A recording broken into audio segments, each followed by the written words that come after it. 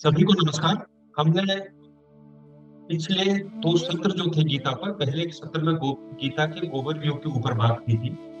गीता का एक बृहद परिदृश्य पे बात की थी और दूसरे सत्र में हमने कर्म पर ही बात की थी, लेकिन उसका एक ही पार्ट हो पाया था और ये कहा था कि दूसरा पार्ट हम अब करेंगे, बाद में करेंगे। और वो दूसरा पार्ट जो है वो आज हम अपने समक्ष हम लोग डिस्कस करने वाले हैं। तो हम संक्षेप में 2 मिनट में ये बात कर लें कि हमने पहले पार्ट में क्या-क्या कहा था।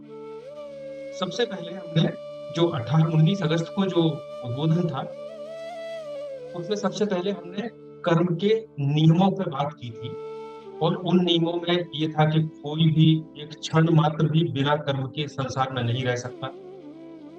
मनुष्य ऐसी योनि है जो कर्म योनि कहते हैं, यानी वो कर्म करता है और कर्म को फल को संग्रहित करता है। कर्म जब होता है तो उसका फल अटल होता है, वो मिलना ही है। कर्म फल कब मिलेगा, इसके आधार पर इसके समय में परिवर्तन हो सकता है और कोई भी कर्म छोटा या बड़ा नहीं होता। इस तरह के हमने सामान्य रूप से कर्म के नियमों पर बात की थी और इसके बारे में काफी विस्तार से बात की थी। हमने एक और बात की थी कि क्रिया क्या होती है और कर्म क्या होता है। और हमने ये कहा था कि क्रिया तो प्रकृति में होती है, निरंतर होती है और उसका कोई फल नहीं होता। लेकिन जब हम उससे जुड़ जाते हैं, जब हम उसको करते हैं, हम कर्ता बन जाते हैं, हम उसके फल की आसक्ति में आ जाते हैं, तब फिर वो कर्म बन जाता है, वो फल देना प्रारंभ कर देता है। हमने फल देने के आधार पर कर्मों को 3 भागों में बांटा था। ये कहा था कि कर्म 3 तरह से होते हैं कि फल देने के आधार पर क्रियमाण कर्म होते हैं जो तत्काल फल देते हैं, संचित होते हैं और प्रारब्ध होते हैं। और कर्म ही जब लंबे समय के बाद अपना फल देते हैं तो प्रारब्ध कहलाते हैं और जब तक वो डोरमेंट स्टेज में पड़े रहते हैं वो संचित कर्म कहलाते हैं। और एक हमने बात की थी कि कर्म जो है वो बंधन कैसे है। इस विषय को आज हम फिर से लेंगे, कर्म बंधन कैसे है, क्योंकि यह जो है पूरे कर्मयोग का सार है। जब इसको हम समझते हैं तब हम आगे दूसरी चीजों को ले पाते हैं। इसको थोड़ा सा फिर से एक बार बात करेंगे और आखिर और अगली बात हम करेंगे कि कर्म कैसे कर्मयोग बन जाता है। तो इतनी बातें हम कर चुके थे। हम बात करते हैं कर्म के महत्व के बारे में। हम बात करें, देखिए हम और आप हर क्षण कोई ना कोई कर्म ही करते रहते हैं। ऐसा कोई क्षण नहीं होता जिसमें कोई कर्म ना करे। गीता में कहा है, नहीं कश्चित क्षणम अपि जातु तिष्ठत् अकर्मकृत्। ऐसा नहीं हो सकता कि बिना कर्म के। अगर हम बैठे भी हैं तो बैठना भी एक कर्म है, क्योंकि हम उससे जुड़े हुए हैं। हम कभी ये नहीं सोचते हैं सामान्य रूप से कि जो कर्म कर रहे हैं वो कितने तरह के हो सकते हैं, उनका प्रभाव क्या हो सकता है, उनको किस भाव की दशा में उन कर्मों को संपादन करने के शास्त्रों में निर्देश दिए गए हैं। शायद ये सनातन धर्म में इस पर कर्म पे जितना विचार किया गया, इतना किसी ने भी किसी भी दर्शन में, दूसरे दर्शन में या धर्म में इस तरह विचार नहीं किया गया है। और आप जानते हैं कि कर्म सीधा सीधा पुनर्जन्म से जुड़ता है, क्योंकि कर्म फल के भोग के लिए ही पुनर्जन्म होता है। और हमारा जो आधार है सनातन धर्म का, तो वो कर्म ही है जिससे ये सारी चीजें पुनर्जन्म होता है और उसी से मुक्ति भी जुड़ी है। जब हम कर्म के फल नहीं होते हैं, जब उसका बंधन नहीं होता, तो मुक्ति भी उसी से जुड़ती है। तो हम सबसे पहले ये जानें कि कर्म शास्त्रों में और गीता में, गीता हमारा मुख्य आधार है और जब हम शास्त्रों की बात करते हैं तो सामान्य रूप से रामचरितमानस होता है और उपनिषद होते हैं। रामचरितमानस की एक चौपाई है कि जाने बिनु न होई प्रतीति, बिनु प्रतीति होई नहीं प्रीति। हमें क्यों जानना जरूरी है? जब हम किसी चीज के महत्व को समझते हैं तो हमें, जब उसको समझते हैं तब हमें उसके प्रति आकर्षण पैदा होता है। जब हम कर्म को समझेंगे तब हम विचार करेंगे अपने दैनिक जीवन में कि अब हम किस तरह से कर्म करें, कैसे अपने वर्तमान में जो हम बेहोशी की हालत में कर्म करते जा रहे हैं उनको हम किस तरह से बदलें। लेकिन कर्म इतना सरल नहीं है। कर्म इतना कठिन है कि भगवान ने खुद कहा है कि कर्मणो है अभी बौद्धव्यम च विकर्मणा कर्मणश्च बौद्धव्यम गहना कर्मणो गति। हमें कर्म भी समझना है, विकर्म भी समझना है, अकर्म भी समझना है, गहना कर्मणो गति। कौन सा कर्म कैसे बदल जाता है, हम इस पे विचार करेंगे। क्योंकि हमें सामान्य रूप से जब बेहोशी में हम कर्म करते हैं तो हमें पता ही नहीं होता कि हम कर्म कर रहे हैं कि विकर्म कर रहे हैं या हम प्रतिकर्म कर रहे हैं। इन सब चीजों को एक बार सैद्धांतिक रूप से समझेंगे तब हम उसको व्यवहारिक जीवन में लाएंगे। तो मैंने जो पिछले बार के उद्बोधन में एक छोटा सा टच किया था, उसको हम फिर से बात करेंगे कि कर्म बंधन कैसे बनता है। इसके बाद ही सारी मुक्ति और सारी बातें शुरू होंगी।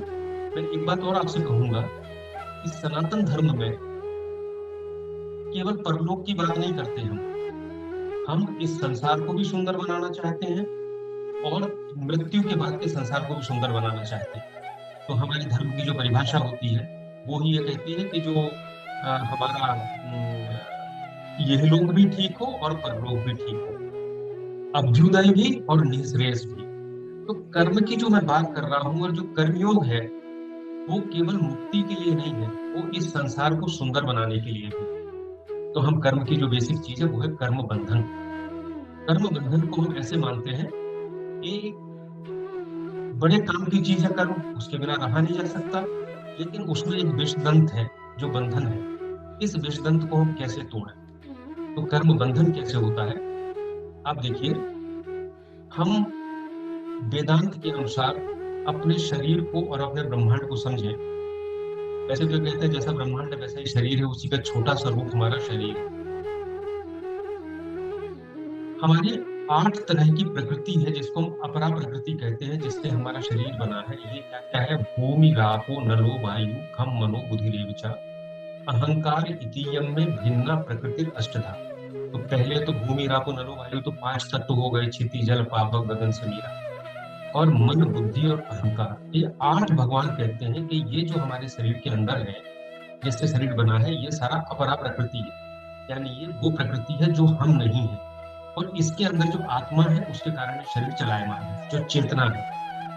होता ये है कि हम जितने भी काम करते हैं वो चेतना में नहीं होते हैं, वो प्रकृति में होते हैं। वो 5 इंद्रियों से होते हैं, संसार के अंदर होते हैं। आप उसको इंद्रियों से अनुभव करते हो और आप ये मान के चलते हो कि ये मैंने किया, यानी मेरा मन भी उसमें लगता है, मेरी बुद्धि भी उसमें लगी है, मेरा अहंकार भी उसमें लगा है। लेकिन आप देखिए, मन बुद्धि अहंकार और इंद्रियों के द्वारा जो काम हो रहे, चेतना तो बिल्कुल इससे अलग है। लेकिन चेतना ने ये मान लिया है कि मन बुद्धि ही मैं खुद हूँ, अहंकार हूँ, और इसीलिए वो जो चेतना है उसको हम जीव कहते हैं, क्योंकि वो इसके बंधन में पड़ा है। और सारा जो वेदांत का जो मैं कहूँ एक महत्वपूर्ण सार है वो ये है कि वो अनुभव करना कि ये 5 तत्वों से बना हुआ शरीर मन बुद्धि और अहंकार चेतना से अलग है। कहते हैं कि चेतना विस्मृत हो गई है क्योंकि उसने इनको अपने आप का स्वरूप मान लिया है। और अगर उसको ये अनुभव हो जाता है कि हम मन बुद्धि और अहंकार और पंच तत्व का शरीर नहीं है, तो फिर जो है वो ईश्वर है, और इसको हम कहते हैं स्वरूप की अनुभूति होना या आत्म साक्षात्कार होना। तो वो चेतना जिस कर्म के माध्यम से इस संसार से जुड़ी है, कर्म एक माध्यम है जिसमें उसने मन बुद्धि अहंकार को अपना समझा और एक काम किया। अगर वो मन बुद्धि अहंकार उससे अलग हो जाए तो उसके बीच की लिंक टूट जाएगी और चेतना, फिर शुद्ध चेतना जो है वो स्वरूप बन जाएगी या उसका स्वरूप का भान हो जाएगा। तो कर्म क्यों बंधन बना? इसलिए बंधन बना कि अंदर बैठी हुई जीव ने, आत्मा ने ये माना कि मैं ये काम कर रहा हूँ, इसलिए उसने मन बुद्धि और अहंकार को अपना मान लिया और शरीर को अपना मान लिया। यही बंधन है। और जब कहते हैं कि मृत्यु होती है तो जो सूक्ष्म शरीर के साथ जब ये संस्कार जाते हैं, तो इन संस्कारों के कारण ही उसने जो मान लिया है, इस कारण से ही उसको फल के भोग के लिए पुनर्जन्म में की चक्र में जाना पड़ता है। छोटा सा और कहूंगा कि जो शरीर की बात मैंने की, सूक्ष्म शरीर है वो हम 3 मानते हैं, स्थूल सूक्ष्म और कारण शरीर। और इनके अंदर 5 कोश है। अन्नमय कोश जिससे मेरा शरीर बना है, प्राणमय कोश, मनोमय कोश, विज्ञानमय कोश और आनंदमय कोश। तो मनोमय कोश मतलब मेरा एक तरह से साइकोलॉजी है। विज्ञानमय कोश जो है वो मेरा बुद्धि से संचालित है। आनंदमय कोश वो है जिस अज्ञान के कारण इस शरीर का स्थिरता है।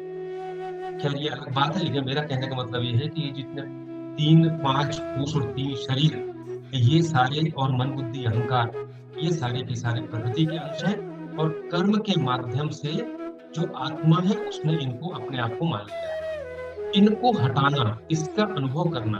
तो अब उसका तरीका ये है कि हम कर्म का कुछ ऐसा तरीका निकालें कि कर्म जो 24 घंटे होना है, उस कर्म के करते करते यह अनुभूति होना शुरू हो जाए, और यही कर्मयोग है। तो दो चीजें हुई। पहला, कर्म हम इस तरह से करें कि वो बंधन ना बने, यानी फल ना दे। और दूसरा ये है कि वो इस तरह से करें कि उससे हमारा चेतना का जो कनेक्टिविटी है प्रकृति के साथ में, उसमें स्पष्ट डिस्टिंक्शन हो जाए। अब ये सामान्य रूप से बात जब करते हैं तो बड़ा सैद्धांतिक लगता है, लेकिन जब हम इसको व्यवहार में लाना शुरू करते हैं तो धीरे धीरे अनुभूति होना शुरू होती है। देखिए, कोई व्यक्ति किसी 2-4 दिन की साधना में इस चीज को अनुभूत नहीं कर सकता, और जो अनुभूत कर लेगा उसका तो जन्म मरण खत्म हो जाएगा। ये तो एक क्रमिक प्रक्रिया है। गीता में ही कहा है कि मनुष्य नाम सहस्रेषु कश्चित् यतति सिद्धि, हजारों में कोई एक प्रयास करता है। और ये भी कहा है कि अनेक जन्म संसिद्धिम, अनेक जन्म तक जब प्रयास करता है तब कहीं जाकर इस पूर्ण अवस्था को पहुंचता है। हमारा काम है कि हम अभी जितना भी हम प्रयास कर सकें, उस प्रयास करके कर्मयोग के माध्यम से उसको अनुभव करें। एक सीढ़ी चढ़े, छत तक जाने के लिए एक सीढ़ी भी एक यात्रा का एक चरण है। ये बंधन की बात हुई, और इस बंधन को तोड़ने का तरीका कर्मयोग है। कर्म के अब बात करें हम कि हमें ये देखना पड़ेगा कि जो हम कर्म करते हैं वो किस प्रकार के हैं, ताकि हम उनको पहचान सकें। तो पिछली बार मैंने जो बात की थी वो ये की थी कि जो कर्म करते हैं वो फल देने के आधार पर तीन तरह के होते हैं। क्रियमाण, जो तत्काल फल देते हैं। संचित, जो कर्म अभी हो जाते हैं लेकिन एक तरह से वो बैंक में डिपॉजिट हो जाता है, हो सकता है 2 साल बाद, 4 साल बाद, 10 जन्म बाद, 1000 जन्म के बाद वो हमें फल दे, तब तक वो प्रारब्ध बनता है। तो जब वो फल देने लगता है तो प्रारब्ध कहते हैं। तो ये 3 श्रेणियों में बांटा गया है कर्म को। लेकिन ये तो हुआ उनका फल देने के आधार पर, लेकिन उनके स्वरूप के आधार पर कौन कौन से कर्म हैं उस पर शास्त्रों में बड़ा चिंतन किया गया है, और उनको 3 श्रेणियों में बांटा गया है। पहला तो उन्होंने कहा है कि निषिद्ध कर्म। जो निषिद्ध कर्म क्या हो सकता है, आप खुद सोच सकते हो। वो जो कभी करने नहीं किए जाना है, चोरी है, हिंसा है, झूठ है, छल है, इस तरह की जो चीजें हैं वो निषिद्ध कर्म है। अच्छा, निषिद्ध क्यों है ये? एक बार जब हम लोगों ने धर्म के स्वरूप पे बात की थी तो इस पे चर्चा हुई थी कि धर्म क्या है, अध्यात्म क्या है। तो गीता ही कहती है कि जो इस ईश्वर का जो स्वभाव है वो अध्यात्म है। एक श्लोक है कि स्वभाव ही अध्यात्म है। अब इस ईश्वर का स्वभाव क्या है? आप देखें कि पूरी प्रकृति में जो भी चल रहा है उसमें छल का कोई स्थान नहीं है। हर चीज एक नियम से चल रही है। ऐसा नहीं हो सकता है कि कभी पृथ्वी कहे कि आज तो हम धोखा दे देंगे और सूर्य का पूरा चक्कर नहीं लगाएंगे, कोई छोटे से रास्ते से निकल जाएंगे। संभव ही नहीं। चंद्रमा कभी ये नहीं कर सकता कि 15 दिन में तो मैं आराम करूंगा, इस बार जो है धोखा दे दूंगा, इस बार नहीं निकलूंगा, चांदनी रात नहीं होगी। ऐसा नहीं हो सकता। अगर नहीं हो सकता तो ईश्वर का जो स्वभाव है वो छल नहीं है, तो छल जो होगा वो धर्म नहीं होगा। इसी तरह आप खुद विचार करें, पूरी प्रकृति में पूरी प्रकृति में चोरी जैसी कोई चीज नहीं है। जिसका जो अंश है, जिसका जो हिस्सा है वो उसको अपने आप मिलता है और अपने आप वो आगे दे देता है। तो चोरी कभी प्रकृति का स्वभाव नहीं हो सकती, ईश्वर का स्वभाव नहीं हो सकता है। आप निषिद्ध कर्मों पर विचार करें। ये तो सोचने की चीज है, ये पढ़ने की चीज नहीं है। केवल विचार करें कि कौन कौन से कर्म ऐसे हैं जो निषिद्ध है, और वो निषिद्ध क्यों है, तो आप पाएंगे कि वो इसलिए निषिद्ध है क्योंकि ईश्वर के स्वभाव में वो चीजें शामिल ही नहीं। दूसरा, अब हम इस संसार में रहते हैं, निषिद्ध कर्म नहीं करेंगे, लेकिन हम सबकी इच्छा होती है कि हमें पैसा आए, यश मिले, लोग हमारा सम्मान करें, हम अच्छी तरह से सांसारिक वस्तुएं, अच्छा घर हो, मकान हो, परिवार हो।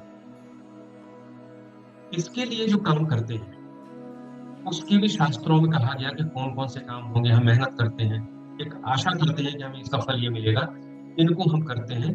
काम्य कर्म कहते हैं, काम्य, जो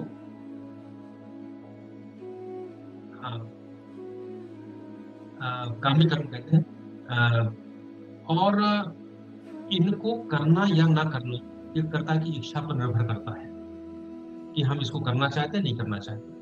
पर काम्य कर्म जो होते हैं, चूंकि इसमें कामना होती है, इसलिए ये, और इसमें आसक्ति होती है क्योंकि हम किसी उद्देश्य के लिए करते हैं, इसलिए ये सारे कर्म अपना अच्छा या बुरा फल देते हैं। क्या हो सकते हैं इसमें? हम यज्ञ करते हैं, कौन सा यज्ञ? जो सकाम यज्ञ होता है, जिससे हम कुछ मांगते हैं।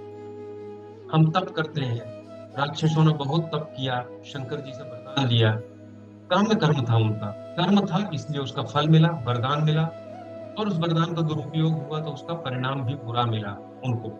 लेकिन ये काम्य कर्म है दूसरा। तीसरा बहुत महत्वपूर्ण है, वो है कर्तव्य कर्म। और कर्तव्य कर्म कैसे निर्धारित किए गए, इसके बारे में थोड़ा सा समझने का प्रयास करेंगे हम लोग। गीता में जो वर्ण व्यवस्था है, वो जन्म के आधार पर नहीं है। वो है चातुर्वर्ण्यम मया सृष्टम गुणकर्म विभागशः तस्य कर्तारम अपि मां विद्धय अकर्तारम अव्ययम्। वो इस आधार पर है कि गुण और कर्म के आधार पर चार वर्ण बनाए गए। आप संसार में किसी भी प्रकार के मनुष्यों का समूह ले लें, किसी भी देश का, वो चार तरह के गुण ही उनमें होते हैं। या तो पढ़ने लिखने वाले होंगे, या क्षत्रिय गुण वाले होंगे, या ऐसे होंगे जो व्यापार करना पसंद करेंगे, या ऐसे होंगे जो फॉलोअर बनना पसंद करेंगे। इसके अलावा प्रकृति में कुछ चौथा है ही नहीं। तो पहला जो है, हमें जब ध्यान रखना है कि कर्तव्य कर्म कैसे निर्धारित हुए, तो पहले इस आधार पर निर्धारित हुए वर्ण कि इसके इसका प्रकृति ने इसका स्वभाव क्या दिया है, और जो स्वभाव दिया है अगर वो स्वभाव के अनुसार काम करेगा तो वो ज्यादा अच्छी तरह से कर्म कर पाएगा और कर्मों की श्रृंखला को तोड़ पाएगा। इसलिए स्वभाव नियतम कर्म कुर्वन् नाप्नोति किल विषम, भगवान ने कहा जो स्वभाव से नियत कर्म है वो करने में कोई पाप नहीं होता। तो पहला तो है कि कर्तव्य कर्म किस आधार पर निर्धारित किए गए, उसका स्वभाव क्या है, उसके वर्ण क्या है। दूसरा है, हमारा स्वभाव कुछ भी हो, लेकिन साइकोलॉजी भी ये कहती है कि मैं जिस परिवेश में रहता हूँ उस परिवेश के प्रभाव से मेरा स्वभाव भी बदल जाता है। पढ़ लिख जाता है व्यक्ति तो आप पहचान नहीं पाएंगे कि 20 साल पहले कैसा था, और अब पढ़ लिख गया तो कोई बिल्कुल अलग व्यक्ति बन गया। तो उसका कारण ये है, एक वातावरण का प्रभाव है, उसको मिलने वाली शिक्षा दीक्षा का प्रभाव है, और एक और है, आप देखते हैं कि हमें खुद अपना आप अनुभव करिए।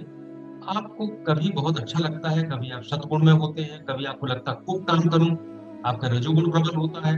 कभी ऐसा लगता है कि कुछ मत करके आलस में पड़े हैं, हमारा तमोगुण प्रबल प्रबल होता है। तो कृष्ण भगवान कहते हैं गीता में कि कोई भी गुण जो है एक दूसरे पर आगे बढ़ते जाते हैं। रजस तमश्च भूय सत्वम भवति भारत, रजः सत्वम तमश्चैव तमः सत्वम रजस तथा। कभी सत्व प्रभावी हो जाता है, तम रज को दबा देता है, कभी तम प्रभावी हो जाता है तो रज और सत्व को दबा देता है, या कभी इसके विपरीत और भी कॉम्बिनेशन बनते हैं। इस आधार पर आप देखेंगे जब उम्र हमारी बढ़ती है तो हमारे विचारों में परिवर्तन आता है, इन गुणों में परिवर्तन आता है। इसीलिए आश्रम व्यवस्थाएं बनाई गई कि पहले 25 साल तक बच्चा होगा तो उसका कैसी उसकी व्यवस्था होती है, उसको क्या सिखाना है, क्या उसके गुण है, कैसा उसका धर्म रहेगा, फिर गृहस्थ में क्या होगा, वानप्रस्थ में क्या होगा, और संन्यास में क्या होगा। तो कर्तव्य कर्मों का निर्धारण वर्ण के अनुसार होता है और आश्रम के अनुसार होता है। और इसलिए भी यह आवश्यक है कि इस संसार में अगर सभी लोग एक ही तरह का काम करने लगे तो संसार थोड़ी चल पाएगा। इसलिए हर व्यक्ति के लिए उसके स्वभाव के अनुसार अलग अलग रूप से कर्तव्य कर्म निर्धारित किए गए हैं शास्त्रों के अंदर। अब ये कर्तव्य कर्म जो है ये हमारी जिम्मेदारी है। अगर मैं गृहस्थ हूँ और मेरा कर्तव्य कर्म अपने परिवार का पालन पोषण करना है, समाज को व्यवस्था देना है, तो ये मेरा कर्तव्य कर्म है। तो हमने पहले 3 कर्मों की बात की थी, निषिद्ध कर्म, काम्य कर्म। काम्य तो मैं चाहूं तो करूं, चाहूं तो ना करूं। मुझे धन चाहिए और मैंने श्री सूक्त का पाठ किया, तो चाहूं तो कराऊं, चाहूं तो ना कराऊं। लेकिन जो कर्तव्य कर्म है वो आवश्यक है कि मुझे करना ही है, अन्यथा इस संसार की व्यवस्था नहीं चल पाएगी। तो कर्तव्य कर्मों को करने पर बहुत जोर दिया गया है। तो ये कर्तव्य कर्म जो है 3 तरह के हो जाते हैं, वर्ण और आश्रम के हिसाब से हो जाते हैं। एक कुछ सामान्य कर्तव्य होते हैं और एक आपात कर्तव्य होते हैं। आपात कर्तव्य तो कभी कोई इमरजेंसी आ गई तो जरूरी नहीं कि मैं जो कर्तव्य करता हूँ वही करूंगा। अगर मैंने देखा कि मैं ब्राह्मण, मेरी बुद्धि है और मैं अहिंसा का पालन करता हूँ, लेकिन कोई मुझे मारने आ जाएगा घर में, तो हम अहिंसा छोड़ देंगे, आपात धर्म का पालन करेंगे, हम अपना बचाव पहले करेंगे। तो काम्य कर्म कभी नहीं, निषिद्ध कर्म कभी नहीं करना है। काम्य कर्म किए जा सकते हैं और कर्तव्य कर्म हमेशा करना है। अब जो कर्मयोग की बात आती है वो कहाँ कहता है? कर्म योग सारी बात करता है कर्तव्य कर्म के ऊपर। आपका जो कर्तव्य है उसको किस तरह से करोगे, यही कर्मयोग आपको बताता है। तो कर्मयोग, जो कर्तव्य कर्म है वो दो तरह से किए जा सकते हैं, सकाम और निष्काम। काम्य कर्म तो हमेशा ही सकाम है, मतलब वो उसमें कामना है, उसमें एक फल प्राप्ति की इच्छा है, इसलिए वो सुख देगा या दुख देगा और आपको बंधन बनेगा। निषिद्ध कर्म, चूंकि निषिद्ध है वो, तो वो किसी अवस्था में नहीं किया जा सकता, ना सकाम के रूप में ना निष्काम के रूप में। हम ये नहीं कह सकते कि हम तो बड़े निष्काम योगी हैं, तो अब हम इसको मार भी दें, इसके घर में चोरी कर ले तो हमें क्या फर्क पड़ेगा, क्योंकि हम तो निष्काम कर्म योगी हैं। इसलिए नहीं हो सकता कि निषिद्ध कर्म हर हालत में पुरुष के स्वभाव के विपरीत है, इसलिए धर्म का हिस्सा नहीं है, इसलिए वो नहीं होते। तो अब जो कर्तव्य कर्म हमारे हैं, जब हम सकाम रूप से करते हैं तो हमें एक लोभ रहता है कि हमें इस बात का फल मिलेगा, और इसलिए ये भी संभावना रहती है कि उस लोभ के कारण सकाम व्यक्ति कभी निषिद्ध कर्म भी करने लगे। लेकिन आ, एक और महत्वपूर्ण बात है, सकाम कर्म कृष्ण भगवान कहते हैं कि बहुत जल्दी सिद्धि भी देते हैं, बहुत जल्दी सफल हो जाते हैं। हम किसी परीक्षा के लिए प्रयास करें, हम खूब मेहनत करें तो बड़ी संभावना रहेगी सफल हो जाएंगे। इसी तरह से हम किसी भी कामना के लिए कोई काम करें तो सिद्धि जल्दी मिलती है। काम क्षमता कर्मणाम सिद्धि यजंत, यही देवता। जब हम अलग अलग देवताओं की पूजा करते हैं, क्षिप्रम ही मानुष्य लोक, इस मनुष्य लोक में बहुत जल्दी क्षिप्र सिद्धि भगवती कर्म जा, तो ये सकाम कर्म है। अब जो सबसे महत्वपूर्ण बात है वो है निष्काम। तो निष्काम कर्म कौन सा? जो मेरा कर्तव्य कर्म है। मेरा कर्तव्य कर्म, अगर मैं अधिकारी हूं तो अधिकारी के रूप में, अगर मैं पिता हूं तो पिता के रूप में, पुत्र हूं तो पुत्र के रूप में, समाज का व्यक्ति हूं तो उसके रूप में। मेरे जो कर्म है, अगर मैं उनको बिना किसी फल की आशा के, मतलब फल तो मिलेगा ही, फल लेना मना नहीं है, और ऐसा भी नहीं है कि हम बिना सोचे समझे पागलों की तरह काम करें। हम गेहूं को तभी बोएंगे जब जमीन में पानी होगा और मौसम अनुकूल होगा। हम ऐसा नहीं कर सकते कि साहब हम तो फल की इच्छा नहीं करते, तो हम गेहूं को चट्टान के ऊपर बो देंगे तो फसल थोड़ी मिलेगी। तो फल के बारे में विचार करना, उसके अनुसार कर्म करना, लेकिन फल के साथ आसक्ति ना रखना, पूरा प्रयास करना। और अगर वो कर्तव्य कर्मों के साथ किया जाता है तो वो निष्काम कर्म बन जाता है। सो जो मुझे कर्तव्य मेरे समाज ने दिए हैं, जो मेरे धर्म ने दिए हैं, जो मेरे प्रकृति ने दिए हैं, जो मेरे स्वभाव के अनुरूप है, वो सारे कर्म अगर हम इस तरह करते हैं और मन में लगातार ये विचार लाते हैं कि करने वाला मैं नहीं हूं, मैं साक्षी भाव से इसको देख रहा हूं और ये कर्म तो प्रकृति का हिस्सा है, उसमें हो रहे हैं, तो इससे दो चीजें हैं। एक जो डिटेचमेंट होता है वो आपको ईश्वर की ओर ले जाता है, क्योंकि इसमें हम पहले से न हम प्रसन्न हो रहे हैं बहुत ज्यादा, न हम बहुत ज्यादा दुखी हो रहे हैं। तो जो बुद्धि में समता आती है, जिसको हम समत्व योग कहते हैं, बुद्धि योग कहते हैं, उसके कारण हमारा जीवन शांतिमय हो जाता है। बुद्धि ज्यादा व्यावसायिक हो जाती है, व्यावसायिक शब्द गीता में उपयोग किया गया है, ज्यादा फोकस्ड हो जाती है।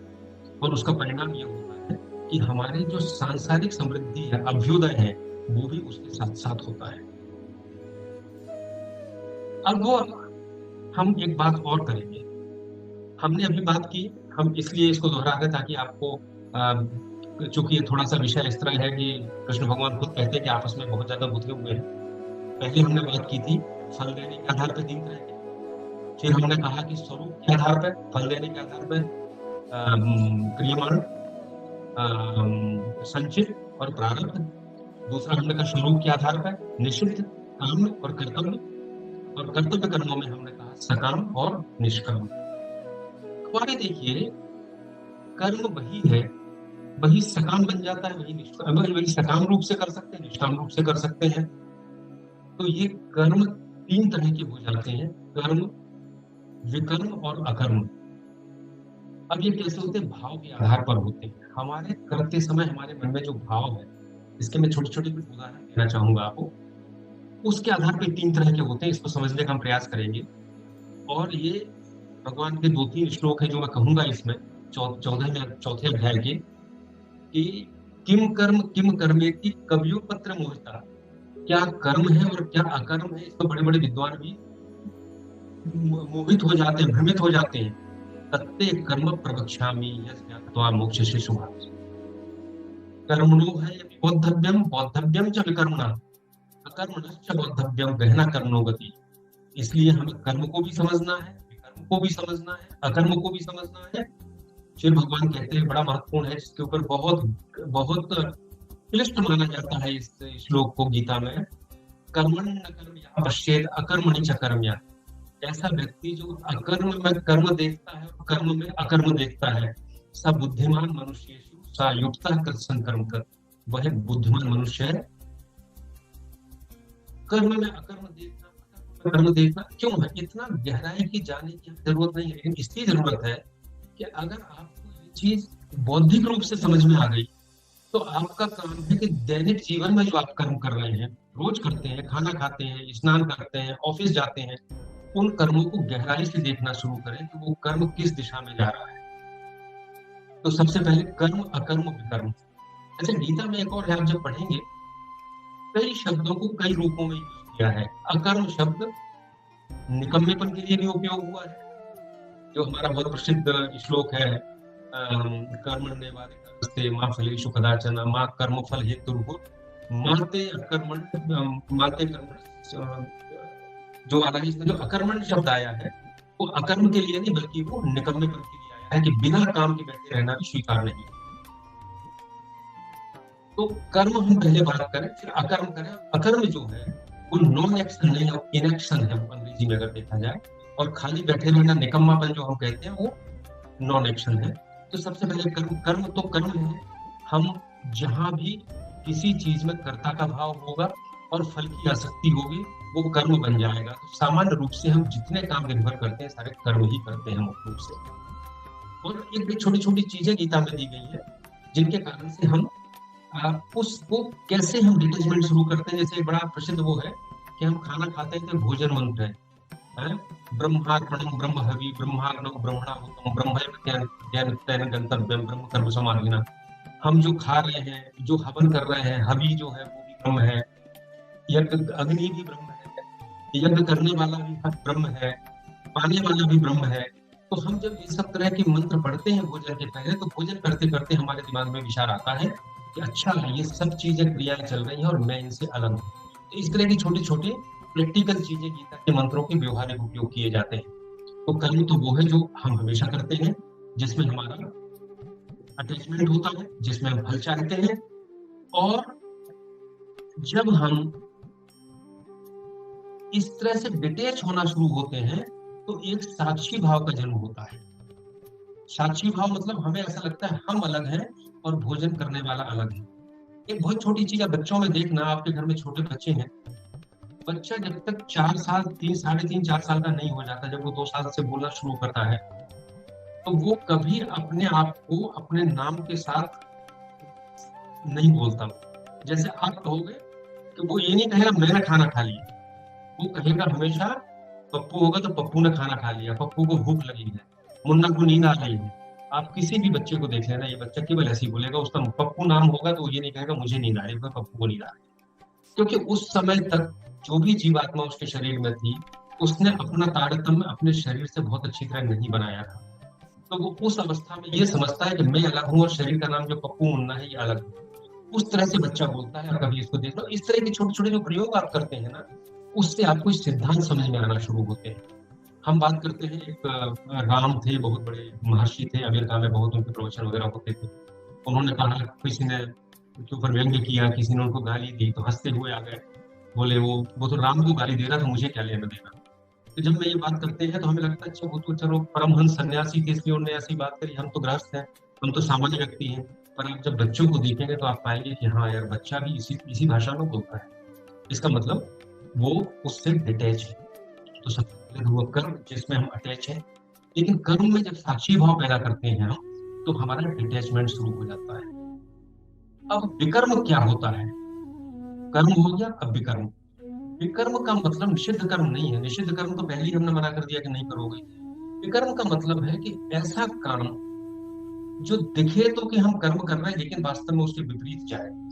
जैसे कोई सन्यास के नाम पे अपने परिवार से पलायन कर जाए कि हमें अपनी जिम्मेदारियां नहीं निभाना है, तो वो उसका सन्यास विकर्म बन जाएगा। कठिन क्यों है? इसलिए कठिन है, हम खुद समझ सकते हैं कि मैं जो सन्यास ले रहा हूँ वो कर्म है कि विकर्म है या अकर्म की श्रेणी में जा रहा है, सामने वाला नहीं सोच सकता। ये हमारी खुद की जिम्मेदारी है कि हम अपने कर्मों के बारे में गहनता से विचार करें। एक और उदाहरण के लिए, हम सारे कुछ त्याग कर दिया हमने, और हमने इसलिए त्याग कर दिया कि संसार के लोग मेरी पूजा करना शुरू कर दें। अरे वाह, कितना बड़ा त्याग कर दिया। तो वो त्याग भी एक कामना के साथ है, तो वो त्याग त्याग नहीं होगा, वो विकर्म बन जाएगा। और विकर्म कर्म भी बन सकता है अगर वो लोक कल्याण के लिए किया जाए और अनासक्त भाव से किया जाए। महाभारत के युद्ध में अश्वत्थामा को मरवाना था धृष्टद्युम्न के माध्यम से, तो उन्होंने युधिष्ठिर से कहा कि तुम अश्वत्थामा नाम का जो हाथी है उसको मार दो, और जोर से बोलो कि अश्वत्थामा मारा गया, तो द्रोणाचार्य सोचेंगे कि मेरा पुत्र मारा गया, और द्रोणाचार्य जब शोक में डूब जाएंगे तो धृष्टद्युम्न उनका, द्रुपद का पुत्र धृष्टद्युम्न उनका वध कर देगा। तो युधिष्ठिर ने कहा कि महाराज मैं तो हमेशा सत्य बोलता हूँ, ये मेरी बात है, मैं कैसे बोलूंगा? बोले नहीं ठीक है, तुम पहले जोर से बोलना कि अश्वत्थामा मारा गया, धीरे से बोलना कि हाथी था, तब तक हम जो है कुछ और कर लेंगे। तो उन्होंने खूब जोर से बोला अश्वत्थामा मारा गया, और जो धीमे से हाथी बोला तब तक कृष्ण भगवान ने शंख बजा दिए, तो द्रोणाचार्य को सुनाई नहीं दिया, और द्रोणाचार्य ने सोचा मेरा पुत्र मर गया, और इस अवसर का लाभ लेकर दुष्टों ने उनका वध कर दिया। अब ये देखा जाए तो कृष्ण का झूठ बोलना, कृष्ण का छल करना विकर्म है, लेकिन यहाँ ये विकर्म नहीं माना जाएगा। क्यों? क्योंकि कृष्ण का व्यक्तिगत इसमें ना तो अटैचमेंट था, ना उनका अहम था, ना उनका कर्ता भाव था, और ये समष्टि के कल्याण के लिए किया गया था, धर्म की स्थापना के लिए किया गया था, इसलिए विकर्म होते हुए भी कर्म बन गया। तो हमने पहले कहा कैसे त्याग कर्म से विकर्म बन सकता है, कैसे विकर्म से कर्म बन सकता है। अब अकर्म, अकर्म बहुत महत्वपूर्ण है, और सबसे ज्यादा जो भारत की मेधा ने, हमारे ऋषियों ने जो सर्वोत्कृष्ट चिंतन अगर कभी किया है तो यही है। अकर्म वो है जब कोई कर्म उस भाव से किया जाए कि ना तो उसमें कर्ता रहे और ना अहंकार रहे, और वो समष्टि के लाभ के लिए हो, तो उसको अकर्म कहते हैं। और अकर्म का कोई फल नहीं होता। जब आप अकर्म करते हैं तो ना उसका बंधन होता है, ना उसका पाप होता है, ना उसका पुण्य होता है, और सारे बंधनों को काटने वाला होता है। हमारे यहाँ देखिए बहुत हम कई बार सोचते हैं, हमारे यहाँ बहुत से मुहावरे हैं, हम कहते हैं नेकी कर दरिया में डाल, तो हमें लगता है तो बड़ा साधारण मुहावरा है, कौन इसको मानता है। लेकिन नेकी कर दरिया में डाल क्या है? पूरी तरह अकर्म है। हमने किसी को भला किया, लेकिन हमने उससे उसके प्रतिफल के रूप में कोई आशा नहीं की, इसलिए वो अकर्म हो गया। अगर हमने प्रतिफल के रूप में आशा कर ली तो वो अकर्म नहीं रहेगा, वो कर्म हो जाएगा और उसका फल मिलेगा। अभी मैं कुछ पढ़ रहा था एक जगह, उन्होंने कहा कि माता पिता की सेवा, माता पिता की सेवा इसलिए करोगे, आपका कर्तव्य है, इसलिए करोगे कि माता पिता अपने संचित जो पैसा है वो आपके नाम कर देंगे, दूसरे भाई को नहीं दे देंगे, आपको दे देंगे, तो वो कर्म हो जाएगा। और नहीं देंगे तो आपको बुरा लगेगा, अच्छा लगेगा। लेकिन माता पिता की सेवा केवल सेवा के लिए की जाएगी तो अकर्म बन जाएगा, क्योंकि उसमें प्रतिफल की आशा नहीं है। जो कर्म अकर्म बनता है, जैसे हमने कर्म में पहले साक्षी भाव की बात की थी, तो जब साक्षी भाव आता है तब लगता है हमें कि हमारा कर्म तो प्रकृति कर रही है। कर्मयोगी को लगता है कि ये सारा पंचतत्व का शरीर और ये सब कर रहा है। ज्ञान योगी मानता है कि प्रकृति कर रही है, और भक्ति योगी मानता है सब भगवान कर रहे हैं। तीनों का अलग अलग है, छोटी बात करेंगे। लेकिन जब ये मानना शुरू होता है और ये हमें लगता है कि हम इससे अलग हैं, तो जब आप चेतना की उस स्थिति पर पहुंचते हैं तब आपका तारतम्य किससे होगा? जैसे ही आपका अटैचमेंट होता है वैसे ही आपको ईश्वर की झलक मिलती है, और वही पूर्ण साक्षात्कार तो जैसे मैंने कहा हजारों जन्मों की बात है। पर इस प्रयोग को अगर आप अपने घर में भी करेंगे तो आपको थोड़ा सा अंतर अपने स्वभाव में, अपने काम में समझ में आने लगेगा। और जब यह भाव आता है कि मैं अलग हुआ और परमात्मा से जुड़ा, तो ऐसा लगता है कि सारे काम परमात्मा कर रहे हैं, और परमात्मा कर रहे हैं, और मैं परमात्मा से जुड़ा हूं तो मैं कर रहा हूँ। तो ये जो प्रचंड शक्ति का जो अंदर से विश्वास पैदा होता है, इसलिए जब कृष्ण कहते हैं कि ये सारा सूर्य चंद्र ये मेरे छोटे से अंश है, मैंने तो एक अंश के ऊपर सबको ब्रह्मांड को धारण करके रखा है, उस चेतना की उस स्थिति में बात करते हैं जब वो और ब्रह्म बिल्कुल एक हो गए। उस स्थिति में जाके उन्होंने बात की। हम लोग बहुत छोटी सी बात करें, हम तो इतने ऊपर की बात नहीं करेंगे, लेकिन रास्ता तो वही है। हमें भोपाल से दिल्ली जाना है तो ठीक है, हम दिल्ली तक जाने की बात नहीं करें, पर विदिशा तक जाने की बात तो कर ही सकते हैं। हमारी जो स्थिति हम उतनी करें, लेकिन रास्ता यही है। तो ये जब भाव आता है कि परमात्मा की सारी शक्तियां मेरी हैं, ये सारी सृष्टि। एक और है, अगर आपने इसको बौद्धिक रूप से समझ लिया तो आप पागल हो जाएंगे। क्योंकि मैं कहूंगा ये सारा संसार में चला रहा हूँ तो लोग कहेंगे ये पागल पागल हो गया। पागल इसलिए हो गया क्योंकि अभी हमको उस स्तर की अनुभूति नहीं हुई। अभी हमारी अनुभूति बहुत बौद्धिक स्तर पर रुकी हुई है, लेकिन इसको करने से उस अनुभूति की दिशा में हम कदम बढ़ाते हैं। आप सोचिए, कहते हैं कि अकर्म में कर्म प्रचंड रूप से भरा हुआ है। अब सोचिए कि क्या शंकराचार्य जी 32 वर्ष की उम्र में इतना बड़ा आंदोलन खड़ा कर सकते थे? क्या विवेकानंद मात्र 39 वर्ष की उम्र में चले गए, वो इतना कर सकते थे कि पूरे भारत को जागृत कर दिया? इसलिए कर दिया कि उन्होंने जिस अवस्था में जाके कर्म किया वो अकर्म की अवस्था थी, वो कर्म की अवस्था नहीं थी। हम सब कर्म की अवस्था में कर्म करते हैं, समाज सेवा करते हैं, सब करते हैं, पर हम देखते हैं कि हमारे 2 4 10 लोगों तक ही उसका प्रभाव होता है, प्रभाव खत्म हो जाता है। अकर्म का एक उदाहरण बड़ा अच्छा लिया जाता है, जैसे सूर्य है। सूर्य निकलता है तो उसके प्रकाश में संसार के सारे काम चलते हैं, और जब सारे काम चलते हैं तो अच्छे काम भी होते हैं, बुरे काम भी होते हैं, लेकिन सूर्य को कोई दोष नहीं देता। वो ये नहीं कह सकता कि तुमने रोशनी दी थी, उस रोशनी में गोली मार दी और मर्डर कर दिया तो सूर्य दोषी है। सूर्य दोषी नहीं है, क्योंकि वो जो काम कर रहा है वो अकर्म है, इसलिए उसकी ऊर्जा प्रचंड है। गंगा में हर तरह की चीजें होती है, डूब के आदमी मर भी जाते हैं और स्नान करके पुण्य काम भी करते हैं। तो डूब के जो मर जाता है वो गंगा को दोष नहीं दे सकता, गंगा अकर्म है, चल रही है, उसकी जो है वैसा चल रहा है।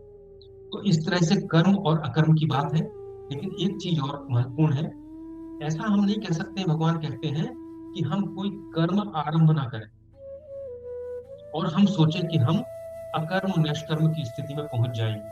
शुरुआत तो कर्म से ही होगी। नाम कर्म नाम अनारंभान नैष्कर्म्यम पुरुषोष्णुते। ऐसा नहीं हो सकता कर्म हम आरंभ ना करें और नैष्कर्म की स्थिति में पहुंच जाए। अब हमने जैसे भी बात की थी कर्म से विकर्म, विकर्म से अकर्म, अकर्म, ये सारी चीजें बदलने की। एक छोटा सा और है, हालांकि उसमें गीता में वो शब्द नहीं आया है, वो है प्रतिकर्म, जिसको हम रिएक्शन कहते हैं। तो कर्म कर्मण्यवाधिकारस्ते, कर्म करने में मेरा अधिकार है, पर प्रतिकर्म में, रिएक्शन में मेरा अधिकार नहीं है। और सामान्य रूप से हम अपने पूरे जो कर्म है वो सारे रिएक्शनरी के रूप में ही करते हैं। किसी को गाली दूं या ना दूं ये मेरा अधिकार है, मैं सोच समझ के दूंगा। और कोई मुझे गाली देगा और मैंने तत्काल गाली दी थी तो उसका रिएक्शन हो गया। ये तो रिएक्शन गुलामी है, तो कर्म आपकी स्वतंत्रता है। ये गीता में इस तरह का प्रतिकर्म नाम का कोई शब्द नहीं है, लेकिन जब विवेचन विद्वान लोग करते हैं तो प्रतिकर्म को भी सामने लेते हैं। अब हमने जो बात की थी कि कर्म बंधन ना बने, इतना सब समझने के बाद कर्म अकर्म विकर्म, उसके पहले हमने 3 तरह के कर्तव्य कर्म को, सकाम निष्काम, इन सबको समझने के बाद जो भगवान कहते हैं वो कहते हैं कि आसक्ति नष्ट करने का एक तरीका तो ये है कि जो भी हम कर्म करते हैं वो भगवान को अर्पण करें। लेकिन इसमें एक बात और है, कर्मयोग की एक विशेषता है। कर्मयोग शुद्ध रूप में ईश्वर को बीच में नहीं लाता। अगर आप सबसे महत्वपूर्ण श्लोक फिर पढ़ें कि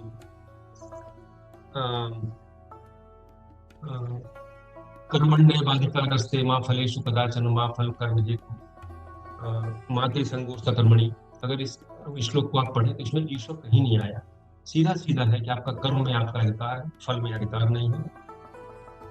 फल के लिए आप हेतु मत बनो, और आप अकर्म मतलब नॉन एक्शन में रहो नहीं। ऐसा मत करो कि कभी कोई कर्म मत करो, ईश्वर कहीं नहीं है। तो कर्मयोग के बारे में विशेषता ये है कि आप आस्तिक हैं, आप नास्तिक हैं, आप ईश्वर को मानते हैं नहीं मानते हैं। कर्मयोग का जो शुद्ध स्वरूप है वो आपके लिए हमेशा ओपन है, हमेशा खुला हुआ है। इसीलिए भगवान बुद्ध जो है, भगवान बुद्ध तो वेदों को नहीं मानते थे। हमारी परिभाषा ये है कि जो वेदों को नहीं मानेगा वो नास्तिक है, इसलिए बौद्ध धर्म नास्तिक धर्म है। लेकिन हम उनको कर्मयोगी मानते हैं, हम उनको भगवान मानते हैं, हम उनको कर्मयोगी मानते हैं। क्योंकि कर्मयोग कहीं ये नहीं कहता कि इसके लिए ईश्वर को मानना जरूरी है। तो एक नास्तिक भी कर्मयोगी हो सकता है। और मैं जो बात कर रहा था वो ये था कि कर्म बंधन ना करे, उसकी प्रक्रिया क्या हो सकती है। तो एक तो कर्मयोग है, दूसरा ज्ञान योग है, और तीसरा भक्ति योग है। तो ज्ञान योग और भक्ति योग के बारे में तो हम अगले उस पर बात करेंगे कि कैसे होगा। लेकिन अंतर केवल इतना है कि कर्मयोगी शुरू की स्थिति में ईश्वर को माने या ना माने कोई फर्क नहीं पड़ता, लेकिन बाद की स्थिति में धीरे धीरे करके कर्म योग के साथ भक्ति का और ईश्वर का अंश शामिल होता जाता है। अगर गीता को आप क्रमबद्ध रूप से पढ़े तो आपको समझ में आएगा। तो वो ये कहता है कि मैं भगवान का हूँ, कर्मयोगी हमेशा कहता है। ज्ञान योगी जो होता है वो अपनी दृढ़ इच्छा शक्ति के द्वारा, विवेक के द्वारा इस चीज का अनुभव करता है कि वो अलग है और ये संसार अलग है, और प्रकृति इंद्रियां ही इंद्रियों में, गुण गुण में ही सत रज और तम आपस में क्रिया कर रहे हैं। और भक्ति योगी ये कहता है कि सब कुछ भगवान है, मैं भगवान का हूँ और सब कुछ भगवान है, इसलिए वो इस तरह से अपने आप को इस प्रक्रिया से अलग करता है। आप देखेंगे कि जब महाभारत पढ़ेंगे तो अर्जुन ने भगवान ने एक साल उपदेश नहीं दिया। अर्जुन को गीता में मुख्य रूप से कर्मयोग प्रधान है, उसका एक श्लोक दिया। तो बीच महाभारत में विदुर से कहा कि ठीक है, तुम तो तीर्थ यात्रा करो, क्योंकि वो भक्ति योगी थे, भक्ति मार्गी थे। और उद्धव जब गोपियों के पास गए थे तो गोपियों का एक बड़ा प्रसिद्ध वो है, जब उन्होंने ज्ञान उनको सिखाना चाहा तो गोपियों ने कहा कि उद्धव मन न भये 10-20, एक हतो सो गौ श्याम संग को आराधे ईस। तो वो उद्धव ज्ञान मार्गी थे, और उनको उन्होंने ज्ञान मार्ग का उपदेश दिया, जो महाभारत में, जो भागवत की 11वीं स्कंद में दिया गया। तो 3 रास्ते हैं 3 लोगों के लिए, जिसका जैसा है उसके लिए वो मार्ग है। कर्मयोग की बात हम कर चुके हैं, और कर्मयोग में जब हम रहते हैं तो बड़ा अच्छा सा श्लोक गीता में है। मुझे लगता है 7 बज रहे हैं सर, क्या 5-7 मिनट और है, या मैं 7 बजे इसको हम क्लोज कर लेंगे, 6 मिनट और है सर। तो बताया सर, आवाज नहीं आ रही मुझे। उन्होंने कहा कि ब्रह्मणाधाय कर्माणि संगम त्यक्त्वा करोति यः लिप्ते रसपापेन पद्म पत्रम इवाम्भसा। जैसे एक कमल जल में रहते हुए भी जल को स्पर्श नहीं करती है उसकी पत्तियां, इसी तरह हमें कर्म करते हुए कर्म के दोषों से अलग रखना है, वही कर्मयोग है। योगन कर्मसु कौशलम भी एक है, जो कहता है कर्म इस कुशलता से करना कि वो भगवान से मिलाने का साधन बन जाए, वही कर्मयोग है। तो कर्म में से अहंकार और आसक्ति रूपी विषदंत हम निकाल देते हैं तो वो कर्मयोग बन जाता है। एक और है कि जितने ये योग हैं, ये आवश्यक नहीं कि सब अलग अलग है, सब स्वतंत्र मार्ग हैं। लेकिन कर्मयोग बहुत सरल है। सरल इसलिए है, ज्ञान योग के लिए कहते हैं कि ज्ञान तब सामने आता है, तब आपके अंतर में उद्भव होता है, जब आपका चित्त शुद्ध होता है। और चित्त हर किसी का शुद्ध नहीं होता, हम संसार में हमारा चित्त बहुत मलिन है। कर्मयोग की विशेषता ये है कि कर्म योग जब आप इसको निष्काम रूप से करते हैं, डिटैच हो जाते हैं, तो ये चित्त को शुद्ध करता है और उसमें ज्ञान प्रकट होता है। शंकराचार्य जी ने तो जो अपना भाष्य लिखा है उसमें कर्म योग को भगवान तक जाने का स्वतंत्र मार्ग नहीं माना। उनका कहना है कि कर्म योग का काम इतना है कि वो चित्त को शुद्ध कर दे, ज्ञान का प्रकाश हो जाए, और ज्ञान आपको भगवान की ओर आगे ले जाएगा। पर अलग अलग विद्वानों के इसमें अलग अलग मत चलते हैं। तो हमें साधना कैसे करना है? कर्म योग एक सतत साधना है। हमें 3 स्टेज पर ध्यान देना है। सबसे पहले जो तम में डूबा हुआ व्यक्ति है, जो बिल्कुल निकम्मा बैठा है, उसको कर्म करना है, भले वो सकाम कर्म क्यों ना करे, वो स्वार्थपूर्ण कर्म करे। हमारे विवेकानंद जी ने कहा था कि ये पूरा देश तम में डूबा हुआ है, और इसके लिए एक ही रास्ता है, वो है कार्य, कार्य और कार्य, कर्म, कर्म और कर्म करना है। तो अगर हम कुछ नहीं करते हैं तो सबसे पहले कर्म करें, भले ही हम स्वार्थयुक्त कर्म क्यों ना करें।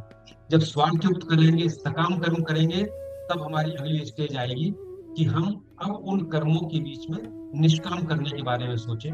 और जब निष्काम करने के बारे में सोचें, तब वो हमारा अकर्म बनेगा, तब वो हमारी चित्त की शुद्धि करेगा, तब हमारा डिटेचमेंट होगा, तब हमें ईश्वर के रूप का भान होगा। और जब वो भान होगा और हम उस ईश्वर से जुड़ेंगे, तो मुझे लगेगा कि सारे संसार तो जो ईश्वर चला रहा है वही मैं हूँ।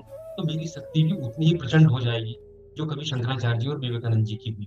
बस इस तरह का अंतर है। आ, तो मैंने आपसे कहा था सुगम है। दूसरा कर्मयोग की एक और विशेषता है, कोई भी कर्म छोटा या बड़ा नहीं होता। सबसे महत्वपूर्ण यह है, पूरे संसार में जितने वर्ग विभाजन किए गए उसमें हमेशा कहा गया ये छोटा है ये बड़ा है। और हमने अपने समाज में भी कि सफाई का काम बहुत छोटा है, पूजा का काम बहुत उच्च है, ये हमारे समाज ने मान लिया। लेकिन हम अगर अपने शास्त्रीय ग्रंथ और गीता को देखें तो आप पाएंगे सारे सारे कर्म को बराबर माना है। व्याध गीता है, व्याध जो दिन भर पशुओं को बंद करता है वो भी गीता गाता है। और जो स्त्री अपने परिवार की केवल सेवा करती है वो भी सन्यासी से कहती है कि तुम ये मत समझो कि तुमने अपने तप से बगला को भस्म कर दिया, तुम किसी को भी कर दोगे। तो सारे कर्म समान है, सुगम है, दिन प्रतिदिन का काम है। और मैं बहुत तीव्रता से इसमें लाभ होता है। अंत में मैं कहूंगा कि एक चीज पे और मैं छोटा सा ध्यान दिलाना चाहूंगा, मात्र 1 मिनट और लूंगा, 2 मिनट मेरे बचे हैं। सामान्य रूप से कर्म और धर्म, पिछले बार हमारे मिश्रा जी थे, उन्होंने प्रश्न मेरे से पूछा था, आप जब शास्त्र पढ़ेंगे तो कर्म और धर्म पर्यायवाची रूप में उपयोग में आते हैं। पिता का कर्तव्य और पिता का धर्म, राजा का कर्तव्य और राजा का धर्म, लगभग एक ही बात होती है दोनों। तो जब भगवान कहते हैं कि एक बड़ा प्रसिद्ध श्लोक है, श्रेयान स्वधर्मो विगुणा पर धर्मात् स्वनुष्ठितात् स्वधर्मे निधनम श्रेया पर धर्मो भयावह। हमारा स्वधर्म अगर खराब है तो भी वो अच्छा है दूसरे के धर्म की तुलना में। आजकल हम इसको लेने लगे हैं, धर्म संप्रदाय के रूप में लेने लगे हैं, हिंदू मुस्लिम सिख ईसाई।